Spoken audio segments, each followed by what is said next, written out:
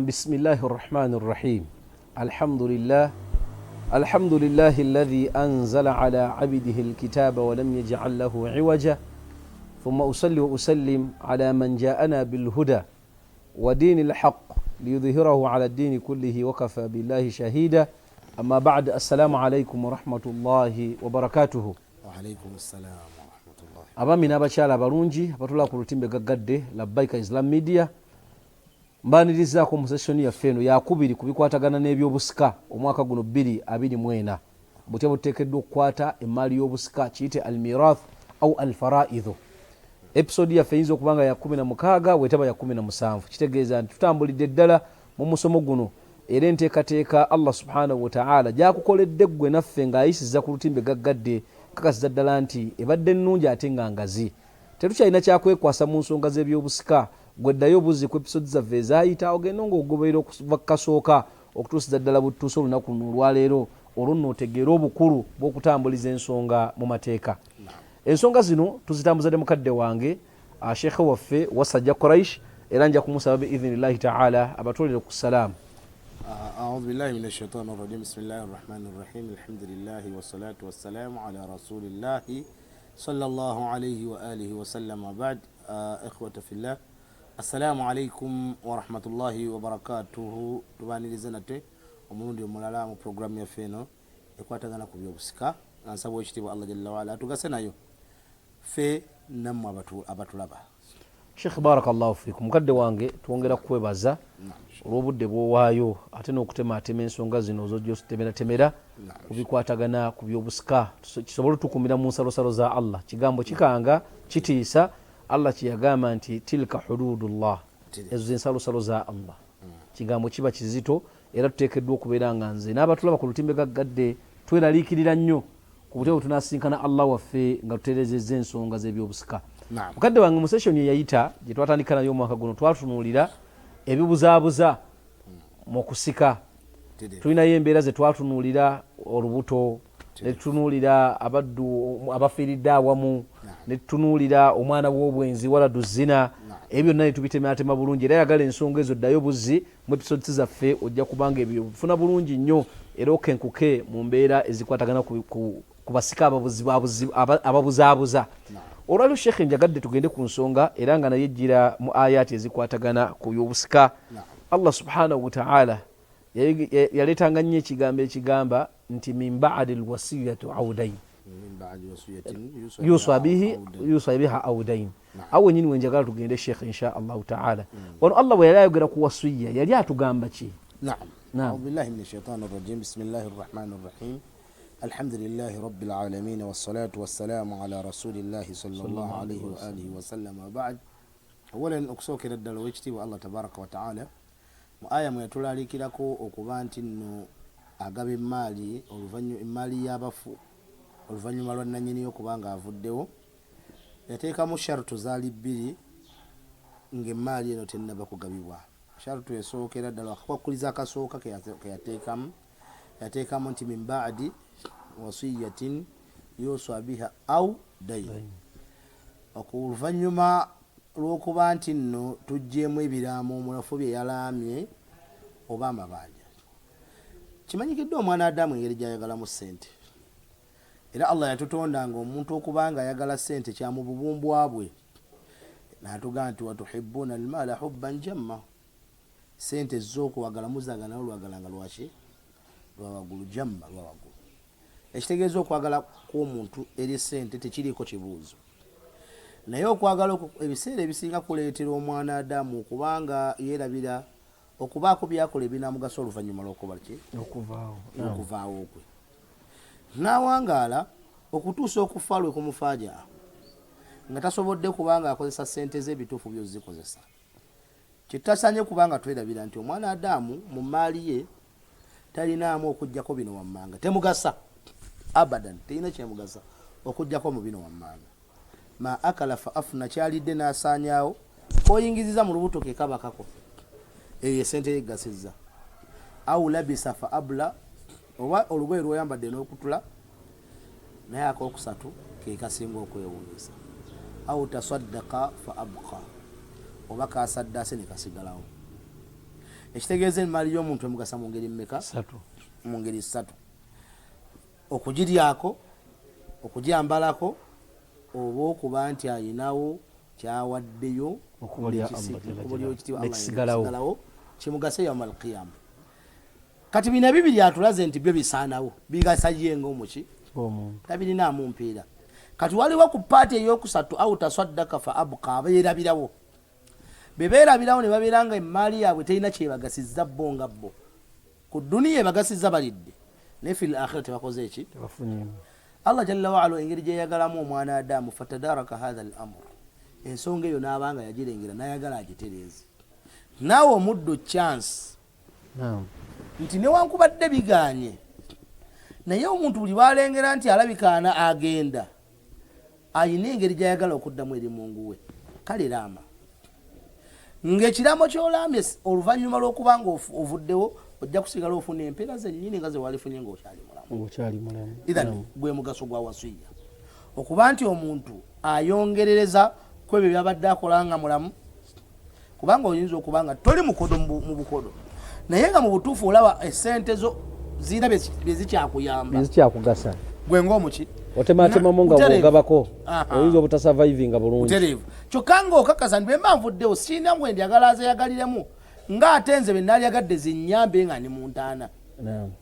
Ekitegeeza nti ekiraamo kyekigenda okuba nga kikola ki? Kyekigenda okuba nga kikuyambako okubanga otuukiriza ekigendererwa ekyo, okwongerezayo ku mirimu emirungi ng'oyita mu kiwandiiko. Ekyo kyekigendererwa ekikulu ennyo ekiri mu kulamba. Idhan alwasiyatu kyebayita ekiraamo yendagaano oba we buwandiiko oba yebigambo omuntu byakozesa ebyongerayo haqqi lima ba'da almauti, nebigaba haqqi oluvannyuma lw'okufa kw'omuntu ng'amaze okukola ki? Okuba nga avuddewo. Qur'ani yayogera ku wasiya. Owekitiibwa Allah tabaraka wataala mu Qur'ani yagamba nti kutiba alaykum idha hadara ahadakum almaut in taraka khayra alwasiyatu lilwalidaini wal aqrabin. Muwandiikiddwako singa nga akaseera k'okufa idha hadara, yani omuntu mulimu lwawulira nga amaanyi gamuwedde, agamba nti kati okufa kulabika kutuuse. Mu butuufu mpulya gampedde. Ate okwennaku zino ofuluma mu nnyumba omanyi nti ogenda. Era Nabbi sallallahu alaihi wasallam mu hadithi entuufu yagamba nti ekimu ku birago obumalirivu bw'omukkiriza n'okwetegeka kwe kubanga tayisaawo nnaku ziwera 2 ng'ekyo ekiraamo kyekimuli mitwetwe. Kiraga bumalirivu na buvumu bwa musiraamu. Esaawa yonna asinkana Allah. Esaawa yonna ayinza okusinkana Allah nga tafunye mukisa. Kale nno nabwe kityo mukadde wange, Qur'ani yayogera ku wasiya mu aya eyo nti Allah abawandiiseeko nti singa nga tayimu y'okufa ebyo batuuseeko, tekitegeeza nti okufa kukutuuseeko nti omuntu akulaba awo oba owandiika. Kasa kiyingira mu bwongo nti saawa yonna ngenda. Kasa kikuyingira mu bwongo nti anytime nyinza okugenda. Omuntu omugezi yali badde awandiika. Kati nga twali mu COVID wano nga twali mu COVID, mbere twali mu COVID nga tekikwetaagisa ate wakumatize nti oyinza okugenda. Era abasinga obungi Allah alina bye yakwata bagtatan mu COVID awo nga tebalina biraamo.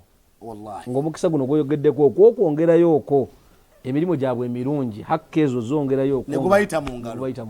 Kati kyensonga lwaki omwana Adamu alaajana nnyo, rabbi rji'uni, ayi Allah nzizaayo.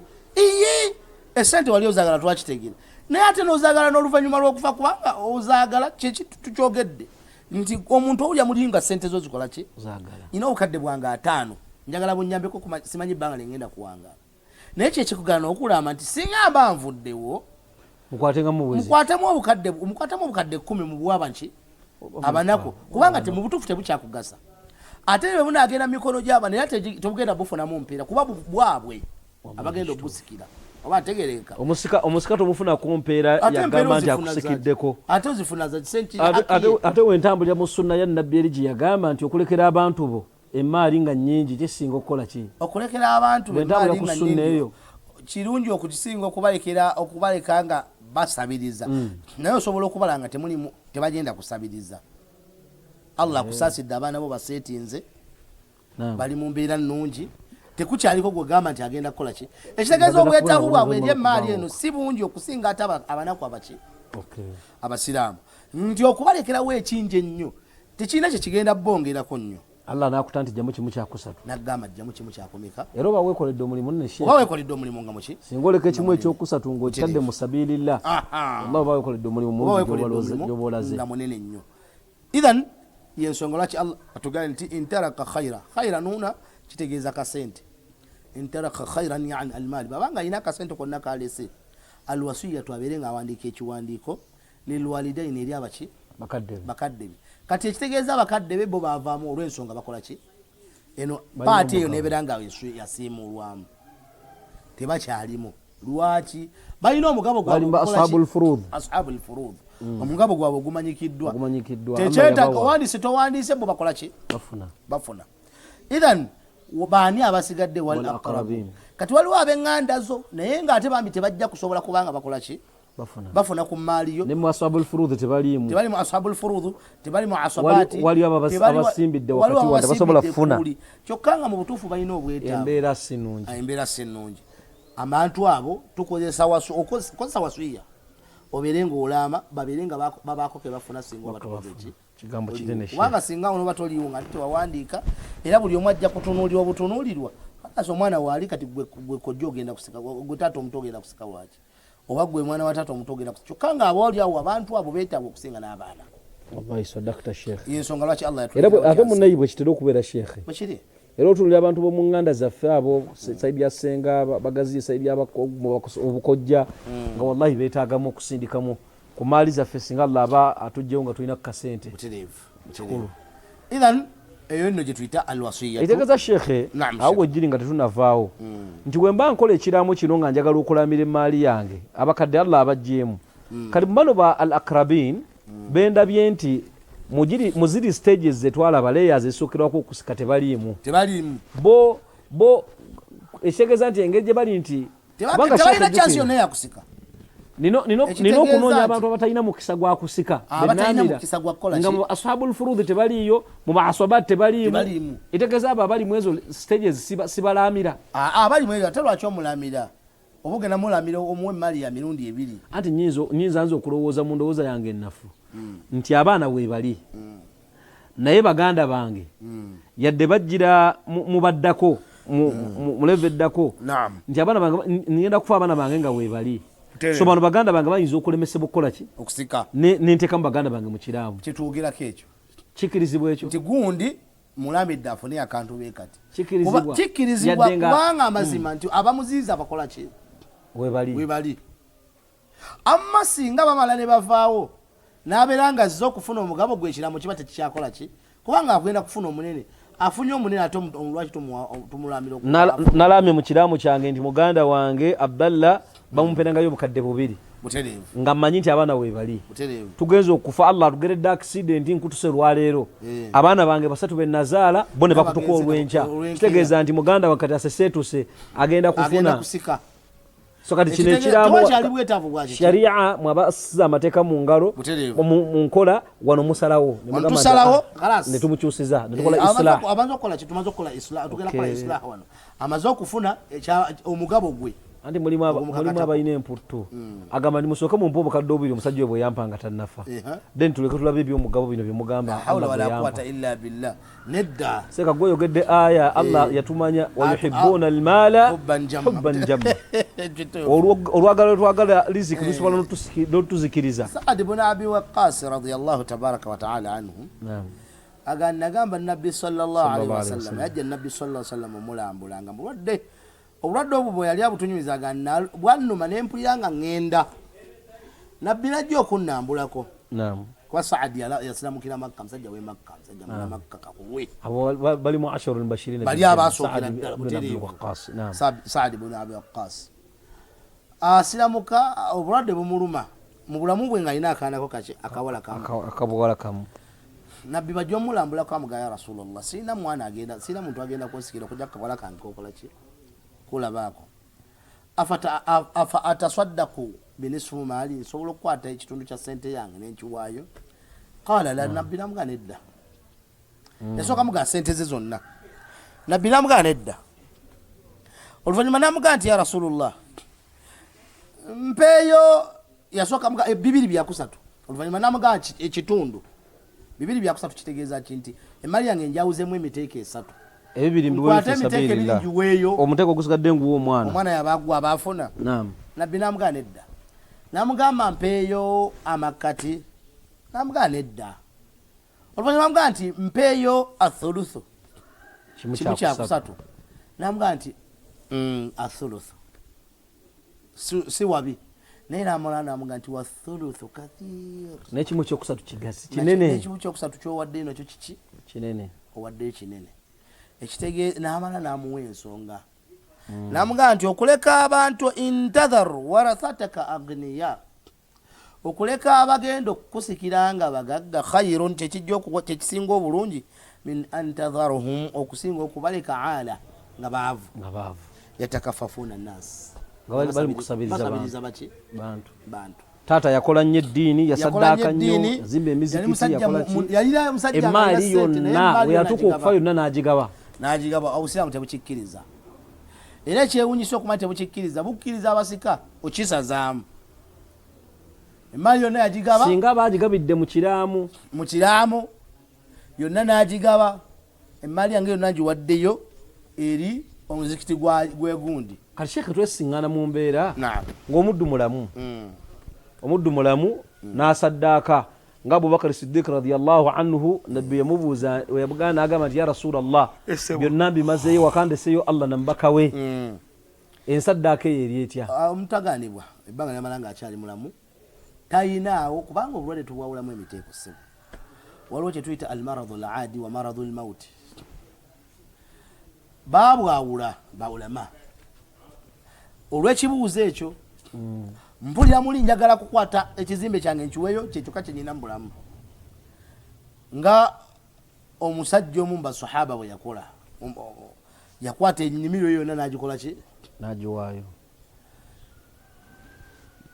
ekyo kikukkirizibwa nga oli mulamu singa ng'oba okyali mulamu ng'obulamu obwo bwoli temuliimu bulwadde bwowulira nti mu butuufu buyinza okuba nga kutwala oli kubiwaayo lwakugenda omuntu buli bwalwala obulwadde naye ng'obulwadde obwo tabuvuddeemu paka kufa baba babuyita maradhul maut obulwadde nga bwalwadde obusembyeyo paka lwakoze eki bwe tugamba nti obulwadde obwassa omugenzi butereevu ekitegeeza mabega abadde ajja akola ki alwala naye obwamusse ku luno bwataavuddemu bwe buno kati obulwadde obwo naffe bwe tuba tubutegedde nti bwe bulwadde obwatisa omugenzi yani bwategerekeka ekitegeeza babuyita maradhul maut kyonna kyakolera mu maradhul maut tekiteekeddwa kusukka kimu kyakusatu mu maali ye ayi tasarrufaati byonna byakolanga abikoledde mu bulwadde bwakufa mathalan singa atalaka omukazi mu kaseera nga kamutalikadiddemu kakufa ka bulwadde bwakola ki bwakufa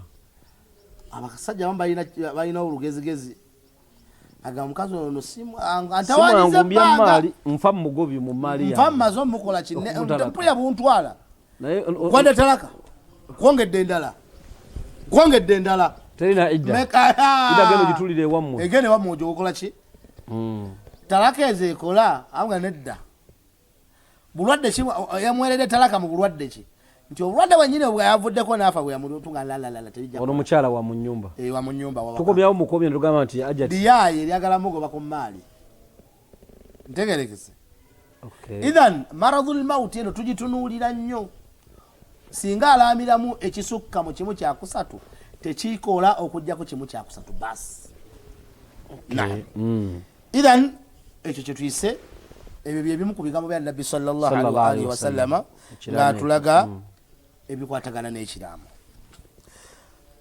ijmaa ya umma yakkiriziganya era negamba nti ekiraamu kikkirizibwa bonna bakikkiriziganyako naye oluvannyuma lwekikkiriziganyako nti kubanga waliwo ekintu kyetuyita mashuruu ekintu kyakkirizibwa naye ekyakkirizibwa ekyo kirimu emiteeko wansi eno baga kisobola okubeera wajibu nga kyabwateeka ekiraamu kisobola okuba nga kyabwaki kyabwateeka era tugenda kulaba ekiraamu kisobola okubeera nga kiri manduubu kiri sunna yani kyagalwa kirungi bwakikola ajja kifunamu empeera nyingi ekiraamu kisobola okubeera mubaaha akkirizibwa bakola afunamu empeera bwatakola taganibwa ntegerekeka kisobola okubeera haramu ng'okukikola ofuna omusango nga bw'okikola ofuna omuki omusango. kati awo twagala tulabe ddirwe kibeera wajibu kibeera manduubu mubaha haramu. awo ndooza ejja kubeera episode yaffe eddako insha allahu tabaraka wataala inshallah tujja kubanga tugaziwawo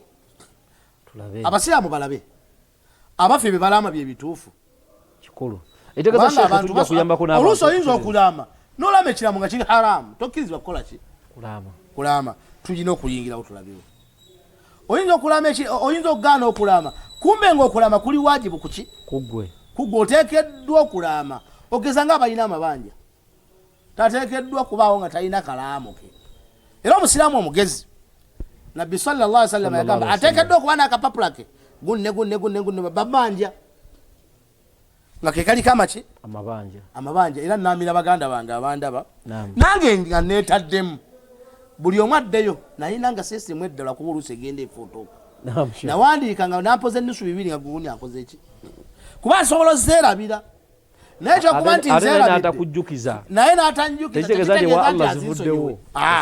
ate nga wallahi kigambo ekyo tubadde tuyogerako obusente obutonotono obwo nga tonnaba kubwerabira bakoowa kakola ki Allah ajja kusonyiwa bina tajja kusonyiwa bbanja lya abadan bakookawo omusajja ajja kwereega enkya mu maaso ga Mungu mpe ebibiri byange ng'alaba byalina okukwatirako naye awone ate nga gwobiwaayo owedde ate bwobiwaayo okoze eki swala osigaza bagezi okucenga swala olinamu sala 5 entuufu zezokka ziteekeddwa okuyisaawo minzaani y'ebibi naye etabuse eswala zino 5 zezikwatiriza minzaani ney'amazambi eryeno bweti nga webagirako eswala emu bweti ne bajjamu rukuu yokka nti katusasole ebibiri bino egwa minzaani egwa saidi y'ebibi kati nga teweetaaga wadde agitunulako kyokka mu kaseera ke kamu omusajja agamba wallahi oba tompa bibiri byange agamba nti nkubanja 10 siva wano ani ayinza okuwalo nga tonsasudde za binyingi Allah agamba mwesotinga wali mudde wali kuba mbalinze ensonga za mudde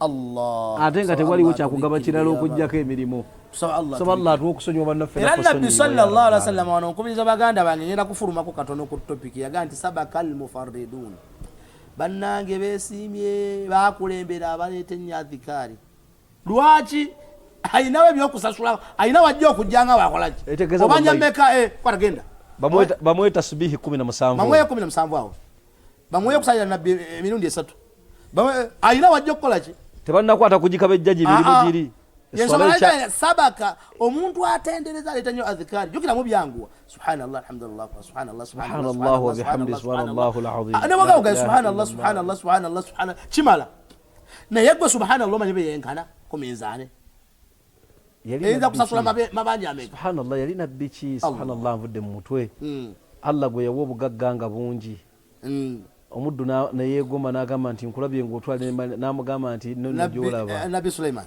nabbi Sulaiman alayhi salam yamulaba nga ali kagundi atambula ati bisaatu kikategeeza ki okuteekawo akawaawo nekamutwala mu bbanga nga walaba abuntu ne batambulirako abazungu kati yali akatambulirako nagali Allah wa Sulaiman namugamba byeyampa tebyenkana subhanallah ki subhanallah walhamdulillah wala ilaha illallah wallahu akbar eji ebyo byonna byeyamuwa eji nebakitwagana okutegeera sheekurashi abaddu tebaagala anti lwaki shiitaani teyagala bategeeza kubanga emanyi nti awo bwe yeekwata awayita teyagala bakkirizaawo awo omuntu anafuwa n'atulawo nga talina byayogera nalimu kugira obugezi subhanallah nga talina kyakola saba Allah tusaase saba Allah tutaase kati sheekha awo wenyini wetukujja otandikira mu session eddako tulabe kiramu ddi lwe kiri wajib ddi lwe kiri mandub ddi lwe kiri haram lwe kiri mubah ye session yaffe gy'okuddako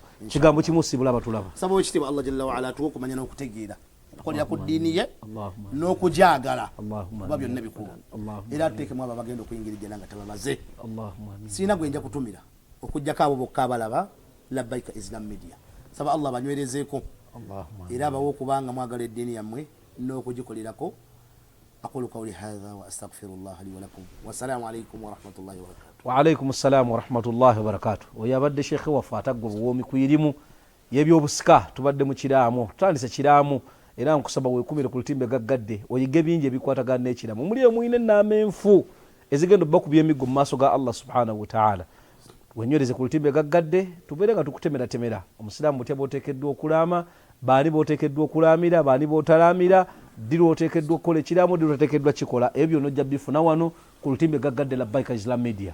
Tusibamu ensimbi bakadde baffe aba Labbaika Travels wali ku Cham Towers room number 221. Gendawo obeere ng'ensonga ze za umra ne hijja zikolwako. Hijja yaffe ya Ramadan yo yasembedde dda, twatandise dda okukwata ensimbi, twatandise dda okubeera nga tukola enteekateeka. Yanguyiriza nnyo ogende wali ku Cham Towers shopping mall room 221. Ensonga zijja kubanga zikolwako bulungi. Otambule naffe mu nnaku 10 ezisooka eza Ramadan oba ennaku ezisembayo 15. Gwe choice yo ffe twakuleetedde packages ennungi ate nga za wansiko okusinza ku biri mu katale, ate nga bakusuza kumpi nnyo ne Haramaini oba haramu ebbiri ey'e Makka ne Madina. Genda wali ku Nasser Road ekizimbe Printers Arcade omwaliro gwa kubiri edduuka U9 obeere ng'ensonga ze za indoor and outdoor branding zikolebwako. Ensonga zonna eza branding printing genda wali ku Hulk Media Uganda Limited ku Nasser Road Printers Arcade. Gwalinamu ebizibu ebikusumbwa stress za anxiety, oyina za addiction, oyina oyagala kwemanya, genda wali mu bakyala abakugu wali enajjeera ku kizimbe T&N opposite Starbex petrol station. Ojja kuba bafuna bulungi nnyo bakole ku nsonga zo. Nkujjukiza nti amasomero gaffe getambula nago wano ku Labbaika Islam Media ye Ainu Shams Islamic Schools wali obulenzi nursery primary ne secondary. Abatuwadde abaana nammwe tubeebaza, mwebale nnyo. Tulabira ddala nga abaana babaleese naye naawe twala omwana wo asambye amagulu abiri abeere nga atasobola kutegeera eddiini ye bulungi n'okutegeera eby'edduniya. Tuggyemu omwana n'atugasa fi dunya al akhira. Oyagala kwambala nga musiraamu onyirire ng'omusiraamu yennyini atukanye n'omutindo omukyalo oba mwami mwana oba mukadde, genda wali ku Labbaika Islamic Fashions ku Arrow Center downtown. Ogende ku dduuka lyaffe Labbaika Islam Media, ojja kuba ensonga zifuna bulungi nnyo mu layisi, mu byebbeeyi, mu bya wakati awo. Buli muntu yenna twamukozeeko. Genda ku Labbaika Islamic Fashions wali ku Arrow Center downtown. Omusunsuzi wa programu eno era omutesitesi abadde Kitimbo Uthman Menya Imam Cham Towers. Barakallahu fikum wa jazakumullahu khaira fi dunya wal akhirah. Wassalamu alaikum wa rahmatullahi wa barakatuh.